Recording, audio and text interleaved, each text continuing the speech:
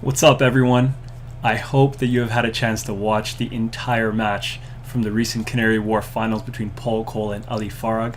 It is an epic encounter, and you definitely need to check the whole thing out. For that, you know where to go. Squash TV is the place to be. So, let me get into this one, because this match was crazy. So, in my opinion, this was one epic encounter. There were so many beautiful things about this match. Ali Farag and Coll shared amazing sportsmanship.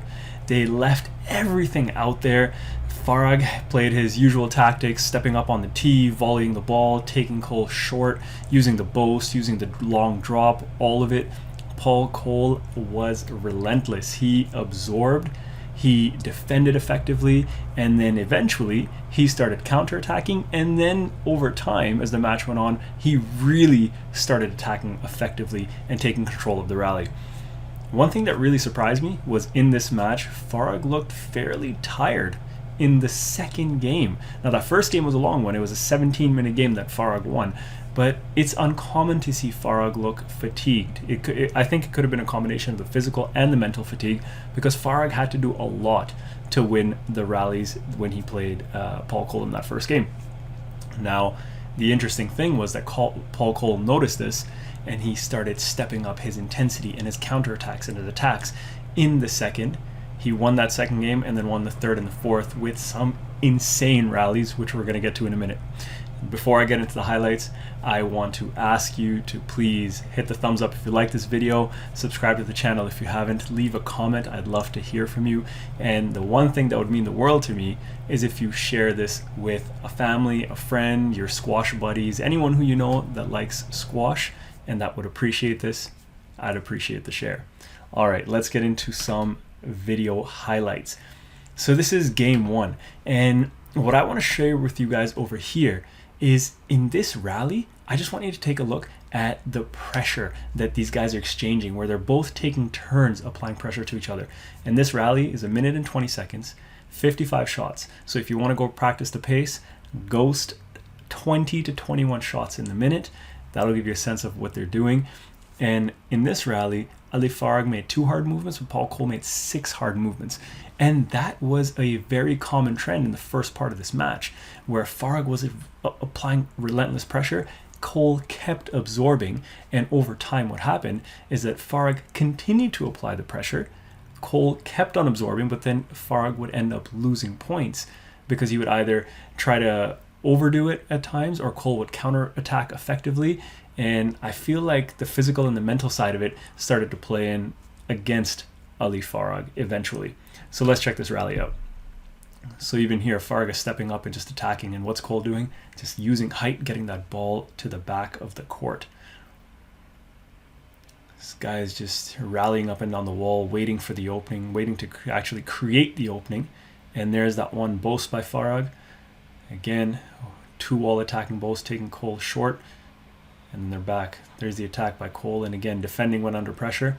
It's classic textbook squash, at least what we all hope is in the textbook. Another attack by Farag. That's a nice straight by Coll to reverse the pressure off of the attack. Farag reads that one really well. And that's a nice early volley. He's taking that ball so early and applying so much pressure on Coll. One opportunity for Coll, and he goes for it. That's one of the biggest changes I've noticed in Coll's game, is now he's really starting to step up and take advantage of those opportunities by attacking the front court. In the past, even 6 or 8 months ago, he didn't quite have that confidence. And there's that long drop. He's trying to set up the squeeze. Nice line by Farag. Forces another loose ball. Coll does well to get on it. And that is an amazing angle by Farag to finish that rally off. So now, I just want to show you one rally from that first game, but that first game ended up going 11-7 to Ali Farag. It's in 17 minutes. So at that point, the questions that I was asking myself, and I'm assuming you were asking yourself, are, can Farag keep this up? Because it's taking a lot of attacks and long rallies, which means a lot of mental focus and a lot of physical effort in order to even win a rally against Coll. Obviously, Coll is feeling it too. But Coll has demonstrated to us that he's able to do this for 60, 70, 80, 90 minutes. And now, since he's added that attacking layer onto it, he's a lot more to contend with if he's your opponent. So my question was around, can Ali Farag physically and mentally keep this up? And on the other side, can Paul Coll adapt? Because obviously he can't only absorb, because if he did that for the first half of the first game and he lost it 11-7. So he can't only absorb. He has to adapt a little bit. He has to reset when he's under pressure, but he does need to attack as well. So can he mentally and tactically make that shift and become more positive mentally and not be a bit more passive in the back? So let me share a few rallies from the second game with you guys. And here you'll see that Coll begins attacking that front court really well. There was one example there, and here we are at 2-love up, and that was pretty neat. So I'm going to rewind this for you guys. So watch over here. Ali Farag has a tendency to cheat over on the volley. Paul Coll recognizes this, and Ali Farag cheats or poaches when he's hit a good ball into the back and the other guy's under pressure. Coll recognizes it and he goes cross. So look how far Farag's already at the service box, and then he has to turn around and go the other way. So great one by Coll. And interestingly, from being under pressure, his cross is good enough to reverse the pressure on Farag, forcing that boast. And that is amazing. You're under pressure, you reverse pressure by forcing the boast by your opponent, and then you hit the nick on the drop shot. Like, psychologically, as Ali Farag being the opponent, that is not a pleasant situation to be in. You don't feel good when you've got your opponent under that much pressure, and then 2 shots later you've lost a point. So that's just a mental side that Ali Farag has to contend with, and that's such a strong asset of Coll's physicality and his retrieval and now his ability to read the game and be aware of the opponent's positions and their tendencies. It shows class. So now we see over here again, Coll is lifting when he has the chance, and check that. This is subtle, but you'll see what I mean in a minute. So Farag hits the cross, it's a bit short, a bit too wide, and Coll steps up, and because he's now added this straight drop into his arsenal, he puts a little hold over here, and Farag knows that he has to cover the front and the back. Normally, the old Paul Coll would hit length, and Farag would easily go back. But now, watch what happens to Farag's feet. See, he pushes forward because Coll put the hold, and he has the threat of the drop, and then he has to make an adjustment back. Not bad, except Paul Coll's length is also glued to the side wall. So that little pause in the movement and the tight length leads to that error. And this is what I meant in the second game. I'm showing you one clip. If you watch the full match on Squash TV, you'll see the rest of them. Ali Farag, at this point, I don't think he wanted to continue to have to win rallies with that much effort and the number of attacks that he was putting into every rally. So what he started doing is he started going for more nicks. He opened up the court and he started playing the traditional Egyptian game, which is not what he normally does. He normally sets up his rallies a little bit more, but arguably one could say he was being maybe not taking enough risk in the first game and in the second game. In my opinion, he was playing structured but aggressive and attacking. I think because of everything Paul Coll was doing, Ali Farag said, I have to do even more, and then he started playing that slightly higher risk game. So here's an example of that. So he's still being patient, setting up his length and his width effectively. Quick boast, going for the nick, and he started doing a lot more of that in that second game. And here, this is pretty nuts. It's like a minute, I think it's a minute and 20 seconds this rally, something along those lines. And you see how Farag just keeps attacking relentlessly, and this is such a critical part of the match. Farag is up 1-love, 11-11. If he wins this game, the momentum can shift strongly in his favor. So it's critical for Paul Coll to win this one, which obviously he did.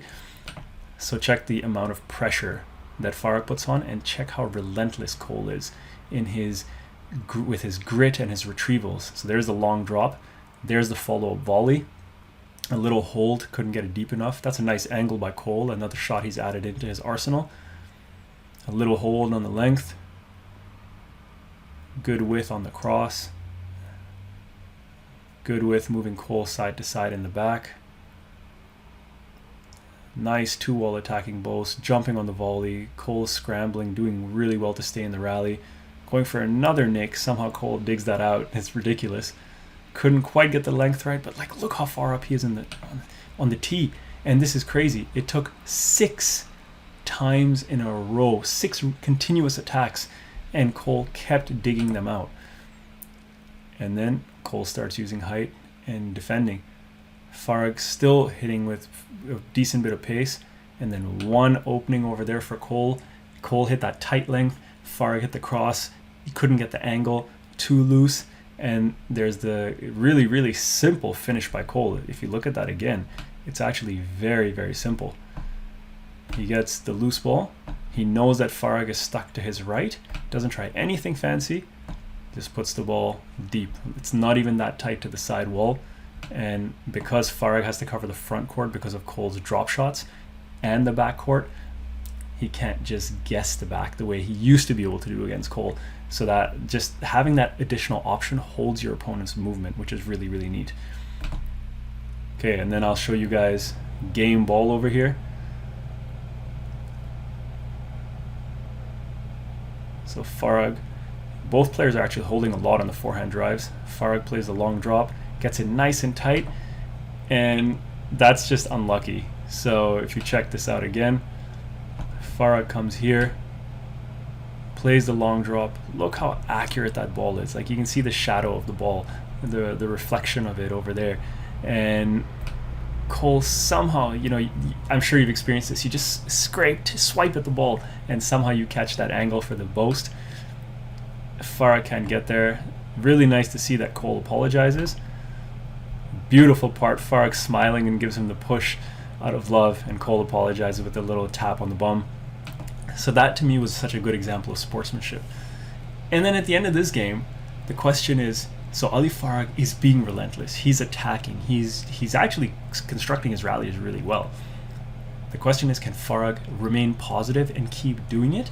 And how long can he do it without feeling the physical effects? And on the other side for Coll, it's a lot of work when you're having to pick up 6, 7, 8 attacks or a rally. And then you lose that rally. It's physically and mentally extremely arduous.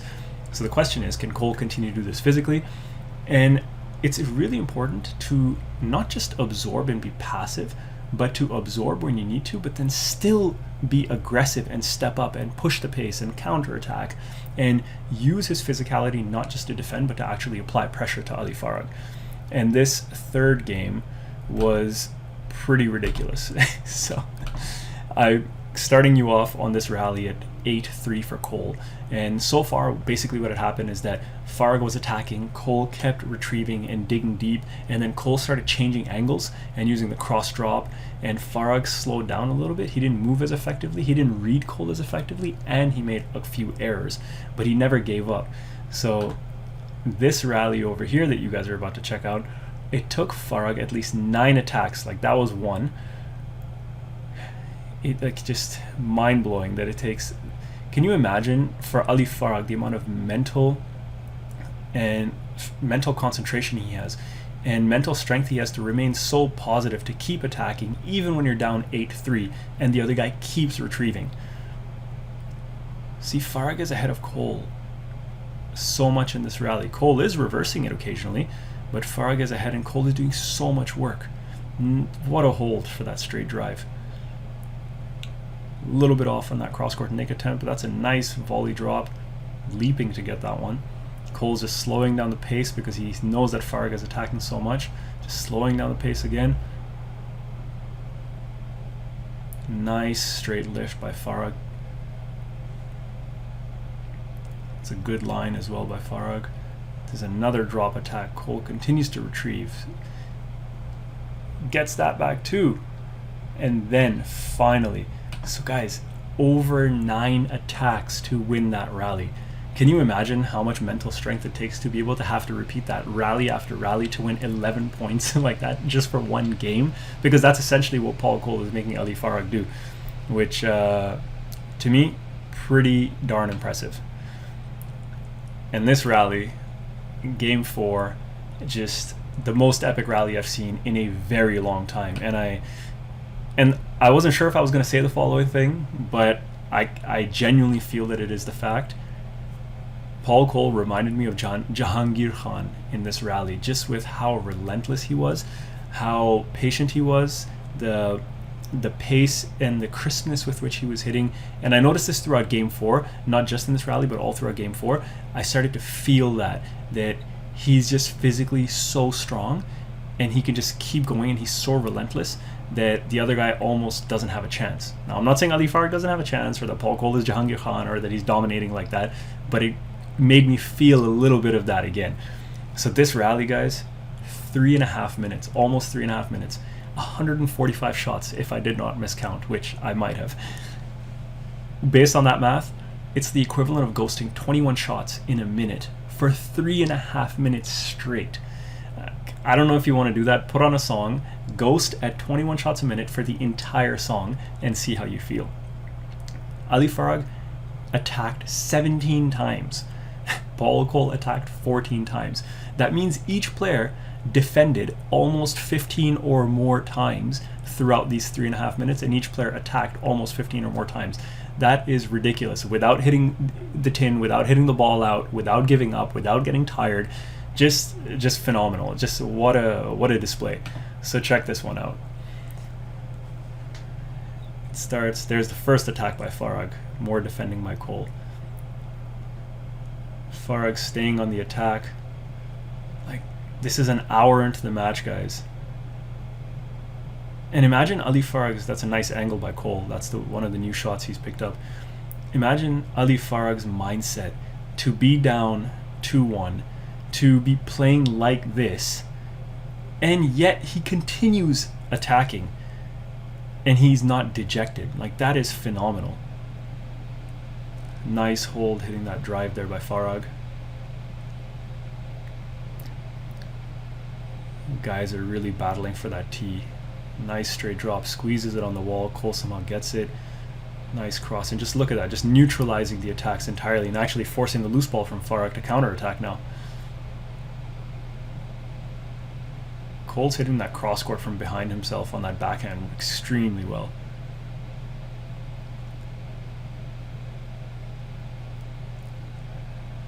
Slowing down the game, battling for a position on the tee. That's a nice cross again from that backhand side.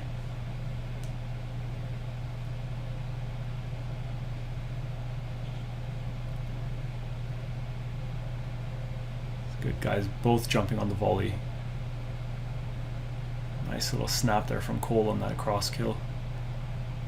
Farag is on it though, obviously. Can you imagine how you would be feeling at this point? A minute and a half of just rallying at this pace. Little did they know they're only halfway through the rally. Another pressure shot into that back right corner where Farag is really digging. He goes for that 3-wall boast that he loves. Follows it up with that nice fading cross-court drive angle. Nice volley drop by Coll, and beautiful defending by Ali Farag.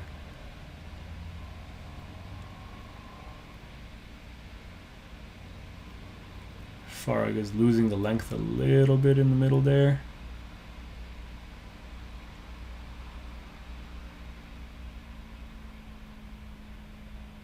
Some more attacks in defending. Nice long drop. At this point it almost looks casual, like Ali Farag is just attacking because I mean, I guess he always looks casual though. Nice height by Coll. Another attack from the back.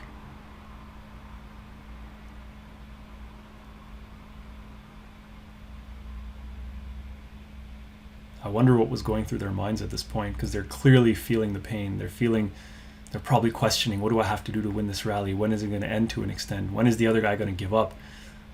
I would love to have the conversation to ask them what was going through their minds. Nice drop by Coll.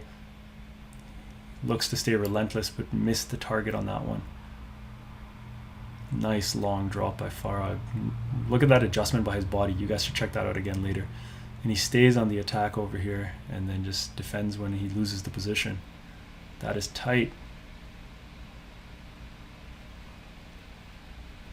The loose cross by Farag. Coll puts the angle. I want to show you guys one thing over here. So Farag forces the cross, it's a bit loose. Look at that angle by Coll. See, he had the straight volley drop option, so Farag is going to the front right to cover that, and then he has to put the hard brakes on with that right leg and suddenly pivot to move the other way. And that foot speed is still crazy, given that he's 3.5 minutes in. For both of these guys, it's incredible. But here's the thing. Now look at the mental side of it.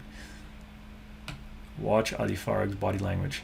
Head down, asking, probably wondering, what the heck do I have to do? But I want to share my love and respect for Ali Farag here. Paul Coll, obviously phenomenal. Ali Farag, despite losing that rally, despite coming up against this wall of Paul Coll and being unable to break down that wall, he kept going. He did not give up. He kept trying. He kept working. He kept attacking. He kept doing his best. But Paul Coll was just better on the day. And I truly believe these guys are two true champions. It's phenomenal to watch them play. So here I'm going to show you how Coll uses some combinations as the match went on and Farag got a little bit more fatigued.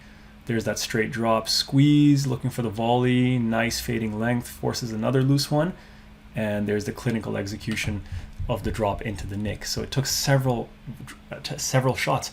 Volley drop, hunt the volley, straight drive, force the weak post, drop. So it took him 3 shots to set up that combination, and that's missing the previous shot that I talked about in my 3-shot combination. So that was actually 4 shots because it took the first good length to get the volley drop opportunity, put that drop in, hunt the defense, and then attack the post.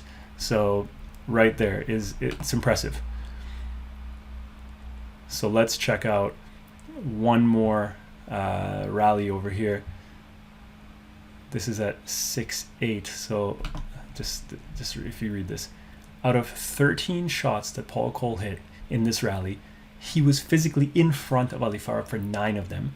He was essentially in line with him for 2, and he was behind him for 2. So as this match went on, it's what I said at the beginning. At the beginning, Ali Farag was consistently in front of Coll, or they were basically neutral on the tee. As this match went on, Coll just stepped so far forward, and he was hitting everything from in front of Farag. So if you watch this, you'll see that Farag is in the back, and Coll's hitting with pressure and pace, so Farag's late on every ball, and he's unable to get it quite with the depth and the tightness, the weight of stroke and the width that he would like consistently. And as a result, see Coll staying in front of him the vast majority of the time. And Coll's length into the back is really good as well, so it's forcing Farag to lift or put up something loose. And Coll's just staying on the attack. And look at that length and the line. It's phenomenal, and it's beautiful to see Farag applaud Coll at the end of that rally. And Coll just went up 9-6, 2-1, and he knows that he's almost there. Because after that kind of rally, it really gets into your opponent's head as well, where you're literally just retrieving. It's not a pleasant place to be, especially after that 3.5-minute rally, in addition to all the other stuff in Game 4 alone.